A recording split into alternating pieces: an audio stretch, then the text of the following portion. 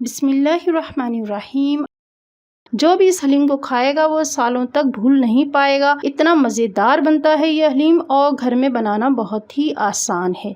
बिस्मिल्लाहिर्रहमानिर्रहीम। अस्सलामु अलैकुम वीवर्स। अल्लाह ताला आपके रिस्क में ढेरों बरकतें अता फरमाए। आज मैं आपके लिए एक बहुत ही स्पेशल रेसिपी लेकर आई हूँ जो कि मुहर्रम स्पेशल हलीम बनाने की रेसिपी है। बहुत ही मज़ेदार हलीम बनती है।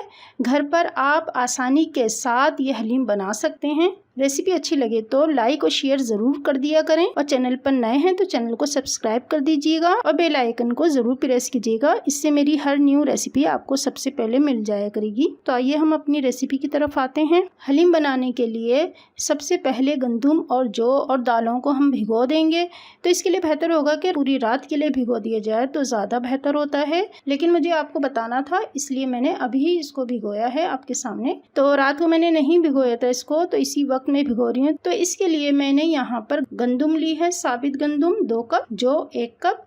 इसको साफ करके अच्छे से 3 से 4 पानी से धोकर भिगो देंगे। खूब अच्छे से साफ करके धो लेना है क्योंकि इसमें गर्द मिट्टी बहुत होती है। तो यहाँ पर मैंने इसमें गर्म पानी डाला है। गर्म पानी के साथ मैं इसको भिगोऊंगी। गर्म खोलता हुआ पानी इसमें ऐड कर देंगे। अब दूसरे बाउल में हम दालें भिगोएंगे। तो यहाँ पर मैंने दाल मसूर ली है 1/4 कप, यानी चौथाई कप दाल ली है। दाल मूंग 1/4 कप, दाल अरहर 1/4 कप, दाल माश 1/4 कप, दाल चना 1/2 कप। तमाम दालें मैंने ली हैं 1/4 कप, लेकिन दाल चना मैंने 1/2 कप ली है। इन तमाम दालों को साफ़ करके और अच्छे से धोकर गर्म पानी के साथ इसको भिगो देना है। इसमें भी हम बॉइल्ड पानी डालेंगे और इसको भिगो देंगे। अगर पूरी रात के लिए भिगो रहे हैं तो फिर गर्म पानी की ज़रूरत नहीं है, सादे पानी में ही भिगो दें। अब हम इनको 3 से 4 घंटे के लिए रख देंगे। इतनी देर में हम हलीम के लिए कौरमा तैयार करते हैं। तो जिसके लिए मैंने यहाँ पर प्रेशर कुकर लिया है और इसमें मैंने ऑयल डाल दिया है 1 कप। प्याज 3 मीडियम स्लाइस करके इसमें डाल दी है और इसको लाइट गोल्डन फ्राई करेंगे। और ये देखें इस तरीके से ये इतनी फ्राई करनी है। अब इसमें हम बोनलेस मीट डालेंगे जो कि मैंने लिया है 1/2 kg, यानी 1.5 किलो के करीब लिया है मैंने ये बीफ। आप बीफ या मटन जो भी ले लें, लेकिन मैंने यहाँ पर बीफ लिया है। अब मैं इसमें अदरक का पेस्ट डालूँगी 2 टेबल स्पून, लहसुन का पेस्ट भरकर 2 टेबल स्पून, नमक 1/2 टीस्पून डालकर हम इसको भून लेंगे। और जब तक भूनना है कि बीफ का कलर चेंज हो जाए, यानी वाइट हो जाए। 2 से 3 मिनट तक हम इसको भूनेंगे। इससे ये होता है कि जो गोश्त की स्मेल होती है, तो इस तरीके से भूनने से गोश्त की स्मेल ख़त्म हो जाती है। अब हम इसमें स्पाइस ऐड करेंगे, जिसमें मैंने लिया है पिसा धनिया 4 टेबल स्पून, नमक 1 टेबल स्पून, पिसी लाल मिर्च 2/2 टेबल स्पून, यानी 2.5 खाने का चमचा, 2 और आधा खाने का चम्मच लिया है। हल्दी ली है मैंने 1/2 टेबल स्पून, यानी 1.5 खाने का चम्मच। गरम मसाला 1 टेबल स्पून। ये तमाम मसाले डालकर और अब पानी इतना शामिल करना है कि गोश्त गल जाए। तो मैंने यहाँ पर पानी इसमें ऐड कर दिया है। अब प्रेशर कुकर को बंद करके मैं इसको कुक करूँगी। और ये देखें गोश्त तकरीबन गल चुका है। अब हम इसे भून लेंगे, अच्छे से भून लेना है। इतना भूनना है कि तेल अलग हो जाए। तो यहाँ पर देखें ये तेल अलग हो चुका है। अब हम इस पॉइंट पर इसमें दही ऐड करेंगे, जो कि मैंने लिया है 1/2 कप, यानी 1.5 कप के करीब मैंने दही लिया है और ये इसमें ऐड कर दिया। अब इसको मैं दोबारा भूनूंगी। और ये देखें कौरमा हमारा भून चुका है, लेकिन हमें गोश्त को खूब अच्छे से गलाना है ताकि वो आसानी से रेशा रेशा हो जाए। तो इसके लिए मैं दोबारा इसमें पानी ऐड करके और प्रेशर कुकर को बंद करके 10 से 15 मिनट तक कुक करूँगी। तो 10 मिनट हमारे हो चुके हैं और ये देखें यहाँ पर मैंने इसको अच्छे से मैश कर लिया है। जो बीफ था हमारा, इसको खूब अच्छे से मैंने घोट लिया है और ये देखें ये रेशा रेशा हो गया है।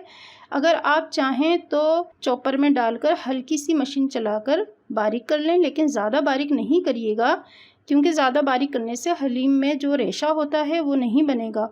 अब दालें जो हमने भिगो कर रखी थी, ये देखें ये अच्छे से भीग चुकी हैं। ये देखिए आसानी से टूट रही है, खूब अच्छे से भीग चुकी है। इसी तरीके से गंदम और जौ भी खूब अच्छे से भीग चुके हैं। अब मैं इसको प्रेशर कुकर में डालकर 1 टीस्पून हल्दी और हाफ़ टी स्पून नमक के साथ इसको कुक करूँगी।